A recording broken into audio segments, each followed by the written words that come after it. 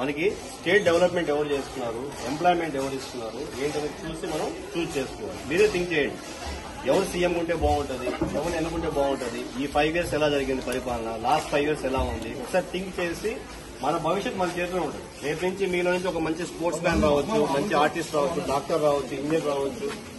So రకరకాలుగా మన భవిష్యత్ అంత మొత్తం కూడా మీ దగ్గరే ఉంది భవిష్యత్ అనేది. మన ఇంటి దగ్గర రోడ్డు బాగలేకపోయినా, కుళాయి లేకపోయినా, కరెంటు లేకపోయినా, ఏదున్నా కూడా గవర్నమెంట్ ఎప్పుడు క్వశ్చన్ చేయగలం, ముందు మనం రెస్పాన్సిబుల్ గా ఉండాలి. సో అందువల్ల అందరూ కూడా అమ్మ దయచేసి దానికి మనకు ఓటు కావాలి. ఇప్పుడు మనం చూసాం లాస్ట్ ఇయర్ దాదాపు 9 lakh మెంబర్స్ కి, 9 lakh స్టూడెంట్స్ కి ఫీజు రియంబర్స్మెంట్ ఎగ్గొట్టారు గవర్నమెంట్. 9 lakh, 1-2 కాదు, 9 lakh స్టూడెంట్స్ కి ఫీజు రియంబర్స్మెంట్ అంటే ఎగ్గొట్టారు.